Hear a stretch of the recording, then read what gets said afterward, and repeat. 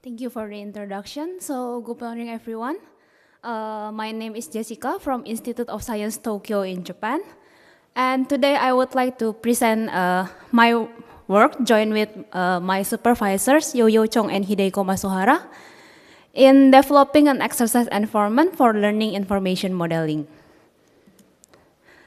So, when we do a problem solving through programming, it's not actually just about like writing code in order to solve the problem.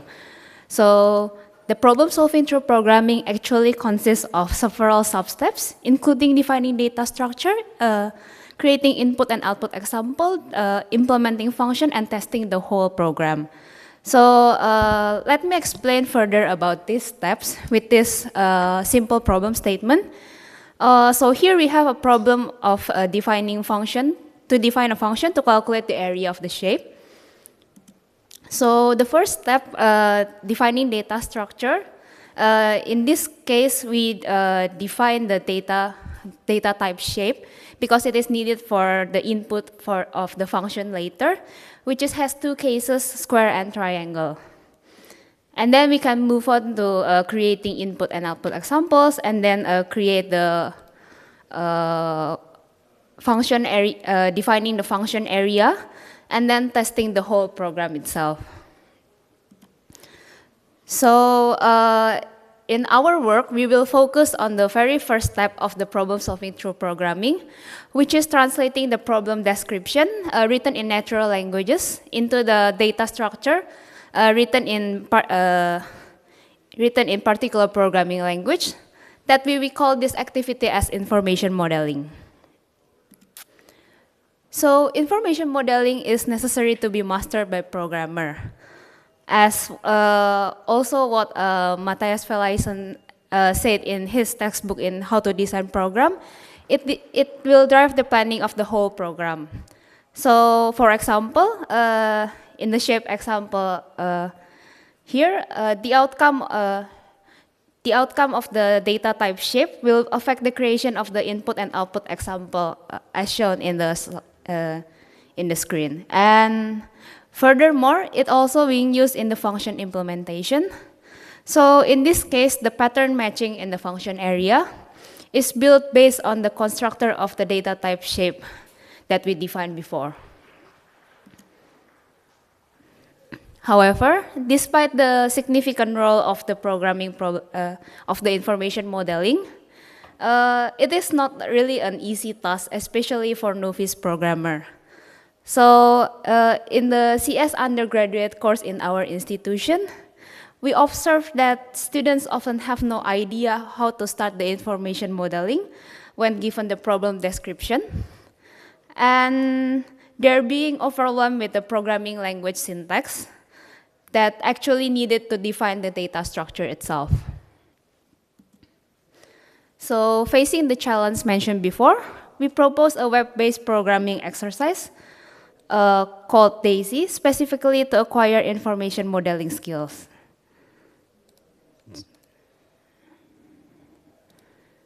So here, using DAISY, student can bring any programming exercise problem, whether it is from textbook or from exercise in classes, to exercise with, and then inserting the problem statement in the upper left one, and then can start, once they put the problem description, they can start the exercise as seen in this quick demo. So our proposal, the DAISY, will have two main features. The first one is it offers the decomposition of the process of the information modeling into 3 steps, namely information mining, data representation, and data example, that we will explain the detail later. And also it provides the natural language-based block components to construct the data structure. So both of these features, we believe that both of these features will reduce students' cognitive load in learning information modeling by decomposing the task needed and omitting the programming syntax usage. So we will guide you through the process on how students could solve exercise using DAISY. And for this time, we will use the problem of defining function to count of the total resistance of a given circuit. And so the first, students can start by the information mining step, where students collect necessary information from the problem description. So using DAISY, we're guided to highlight the necessary information from the problem. As seen in this example, we highlight the keyword circuit from the problem description because we will need it as an input for the function. And we also highlighted a single resistor, series, and parallel.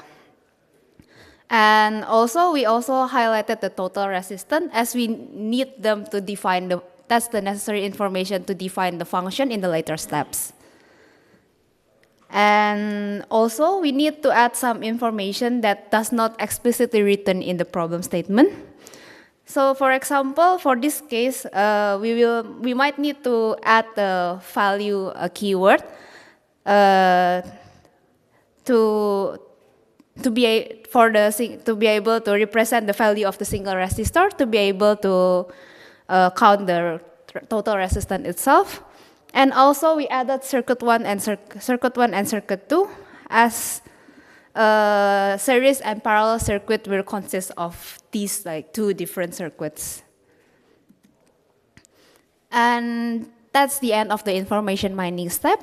And after we gather all the information from the problem description, we will move on to the data representation step. So to represent the data, DAISY provides block-based data structure provided written in natural languages. So as you can see here, we provide blocks to define data definition, constructor argument, and also primitive data type, all written in natural language.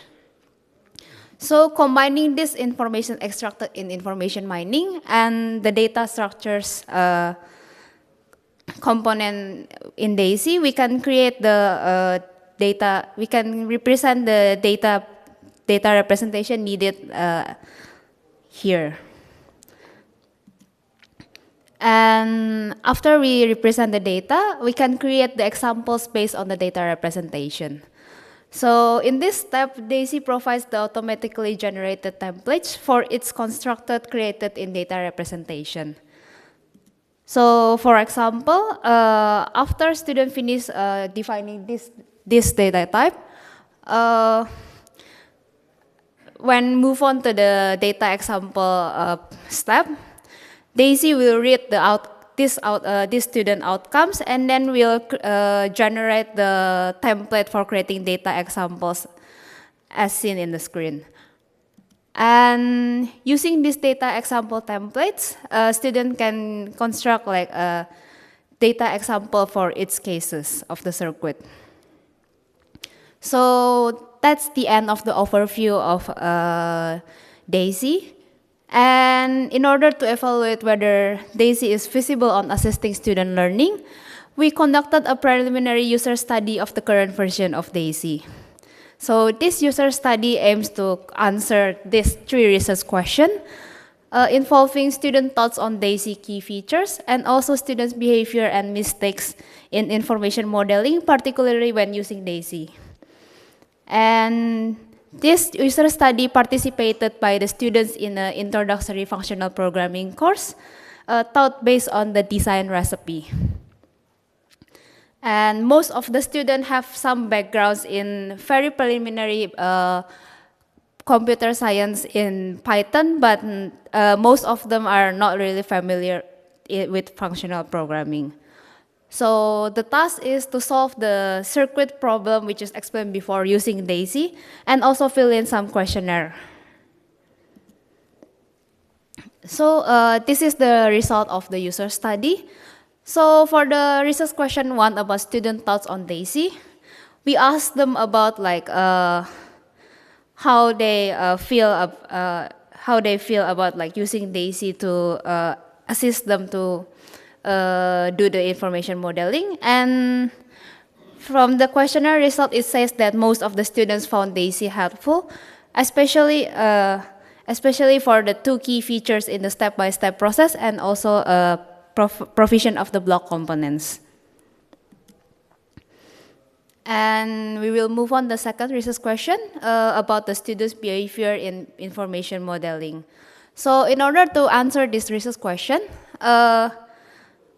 we observe how students perform the step-by-step of information modeling. So as you can see in this table, there is we can categorize the behavior into three categories. So the first one is when student after given the problem description, they directly extract information into problem and then adding the information that was written in the problem. And after they gather all the information, they start to do the construction of the data definition. And beside that, there is two more behavior that we observe from the students. So for the second behavior, it is the same. So they given the problem description and they extract the information from the problem description. But before jumping on adding the additional information, they try to construct the data representation based on the information they have from the problem description. And then so they do it until they do it for the information given, and then from there they add the information that is not written in the problem, and then complete the construction of the data definition. And we also observe there are a few students who do the third behavior, which is constructing the data definition. So they try to construct the structure of the data definition first, and then they go back to the step of the extracting information to problem, and they kind of do a back-forth development of extracting and adding the information until they finish the construction of data definition. So from this behavior, we observe the behavior in the usual case, in the conventional case, which means in the class exercise using the text-based programming language, and we observe also the behavior when they're using DAISY in the user study. And the highlight of this finding is we found that in DAISY, it allows students to perform information modeling with more flexibility, namely some back-forth development, and also top-down development as seen in the third behavior. So lastly, we will discuss about how student makes mistake in performing information modeling using DAISY. So this observation includes the correctness of the data representation, and then how students choose the naming to be named in the data representation constituents, and also how they create the data example based on the data representation they defined before. So to answer the research question 3, we collect the outcomes from the exercise that student did in experiment. Note that we did the experiment in the Japanese version of DAISY as we conduct the experiment in Japan. So we will translate all the outcomes and naming all to English. So first, we will like to show you that most of the students can define the correct data representation as we expected, which includes one data type, namely a circuit, which has a tree constructor. And in the series and parallel constructor, all the arguments are recursive, which means having the data type of circuit itself. So most of the students can do this. However, we also observe some of the mistakes in the data representation, creating the data representation. So the first one is like 6 of them create the data representation without the recursion. So they just give all the arguments of the series and parallel constructor type as like a number, whether integer or double. And then there is some of students who also did not define the recursion and not even like define the base case itself. So we will move on to the second observation of how students create the naming for the data representation constituents. So since DAISY offers the freedom of giving names in the data representation constituents, whether it is like constructor name or argument name, we found several like inappropriate naming that students use in defining the data type. So for example, 8 students use the same name for the constructor and the argument's name of all of the cases. And another 3 of them using the same name even for the data type and the argument name. So we observe that this bad naming can lead students to the failure in the later steps, for example, when creating the data examples.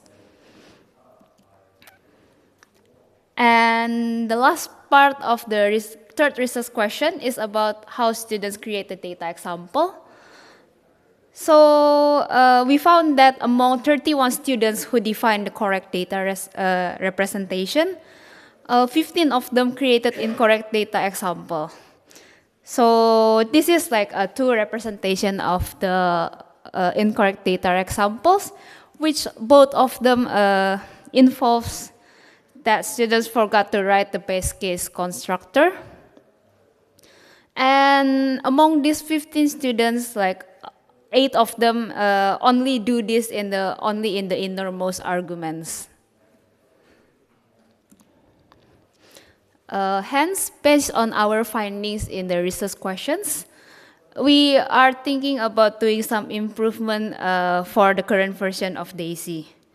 So the first improvement that we think about is for giving feedback on the naming and type mismatch. So for example, for this kind of like mistakes, we could give some like error message like feedback for avoiding students creating the same name for like, for example, like data type and argument name, and also like to tell them about the type mismatch. And the alternative idea of the providing feedback is, so there is an alternative to in order to provide feedback. So since we use block to create all the data representation and data examples, we can simply not allow the insertion of the inappropriate blocks. So for example, for this incomplete like data example, we can just like allow the insertion of the circuits cases, since like both of them are supposed to be like a circuit. And we can just simply not allow them to insert like another type such as a number. And the second improvement that we're thinking about is about giving feedback of the data representation correctness. So in this case, if we just see the data representation, we know that the arguments of the series and parallel constructor are not recursive. Like, however, since DAISY allows students to input an arbitrary problem description, this level of freedom makes the implementation of correctness feedback more complicated. And currently, we are brainstorming of like how to give like feedback for like such syntactically correct but like but as in a sense of meaning, it's like an incorrect data type. We are considering, we are still brainstorming on like how to give this, to create this feedback, and considering the level of freedom in inputting the problem statement. We are currently considering an LLM-based feedback to check the consistency between the problem description and the data representation created. So to conclude this work, we find that novice students struggle to perform information modeling in programming exercise, and we want to assist the information modeling for the novice students. And the contribution toward this goal is to develop DAISY, a web-based block exercise environment, which has two key features of the decomposition of the information modeling process and natural language-based block components. And we were very welcome to ideas and comments for the further improvement of this work. That is all from us. Thank you for listening.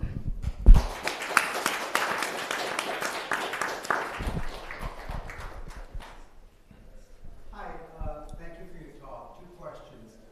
One, I have a slight, you really need the mic? Okay. All right, so two questions. One is, students generally do not enjoy being told to do steps that do not actually run. And so I'm curious, I understand you have some data, your students used it. Partly also your students know that your professor created this tool and they're expected to use it. Yeah. When you're not watching, do they use it?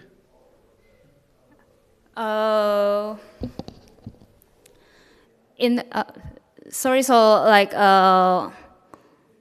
we actually do watch it when they use it, like when.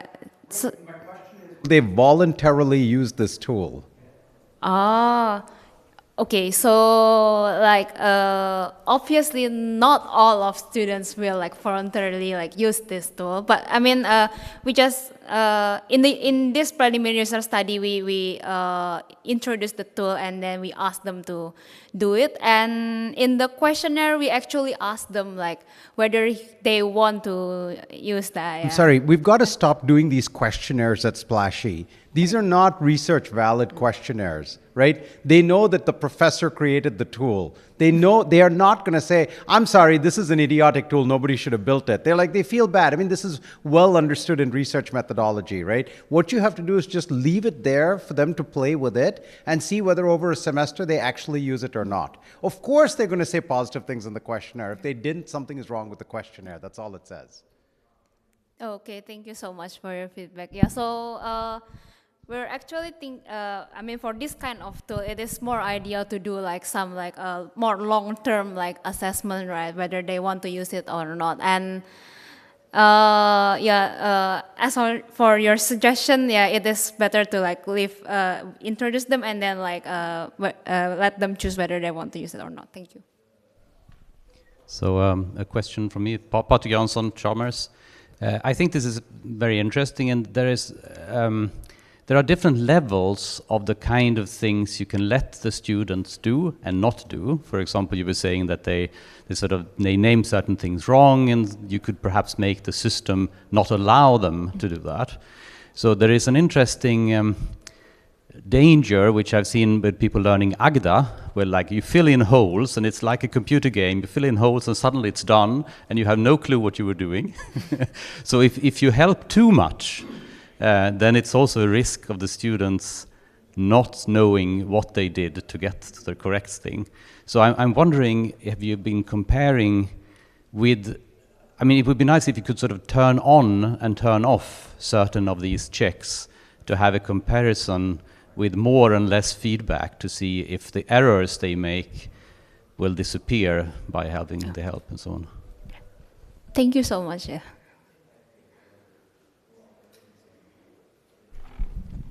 Long time no see. I would like to come back to Sriram's question, and that's a message for all the young authors. Whenever you're being asked a question, point one, you should repeat it, and point two, you should identify whether it is about your contribution, which was your answer, or about your assumptions, which was Sriram's question. So it's a super important point to distinguish. He wasn't asking you a question about your contribution, he was questioning your assumptions. So at the beginning, or when you're being asked the question, as you repeat the question, think very quick in your head, is it about my assumptions or is it about the contribution? Because it was about the assumptions, so of course you should not answer about the contribution. Oh, Okay, and that's the difficulty of getting questions in a very broad audience with smart people like Shrira. Okay, that's a hit. Remember that. That will help you in the future. yeah, thank you so much. I have no question. Just a recommendation. Thank you. Nice presentation. Thank you so much.